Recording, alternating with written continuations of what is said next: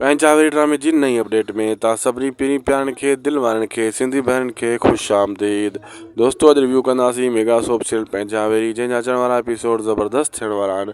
छो तव्हां ॾिठो हाणे चाकर खान जेको आहे जाबर खे चई तूं भली टिनी फर्दनि मां कंहिंखां बि कसम वठि त असां सभिनी खे न ॾींदासीं, हिकिड़े खे भले असां हिते कसम वठंदासीं। हुन तॾहिं गुलशेर जो नालो खयो त मां इन खां वठंदुसि।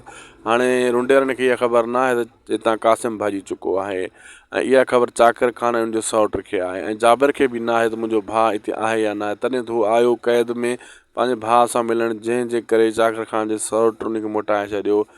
चई का चाकर खान खां वञी इजाज़त वठि, पोइ कलाकनि जा कलाक तूं कचहरी कर। हिन जो मक़सदु आहे त उहो आहे कोन त हू काॾों मिलणु ॾे। ऐं हुन जाबर खे बि इन शइ जी ख़बर न आहे, छो त हू कासिम भॼी कंहिं ॿिए सां चढ़ी हितां निकिरी चुको आहे। अञा जाबर खे पूरी मालूमात न आहे त मुंहिंजो भाउ क़ैद मां भॼी वियो आहे ऐं सिकू खे इहा ख़बर पइजी वई आहे। तॾहिं चाकर खान ॿुधायो त हीउ मसइलो हीअं थियो आहे। तॾहिं सिकू इहा ॻाल्हि कई त हाणे मुंहिंजो शक तव्हांजे मथां बि वञे थो, तव्हां ॾे बि वधे थो। हाणे हुननि जे लाइ बि मुसीबत बणिजी वई आहे। सिकू खे कीअं यकीन ॾियारनि त हुननि कुझु नाहे कयो। बाक़ी दोस्तो वीडियो पुॻो पंहिंजी पुॼाणी ते शाद को ब्लॉग यूट्यूब चैनल खे ज़रूरु सब्सक्राइब लाइक शेयर कंदा। अल्लाह हाफ़िज़।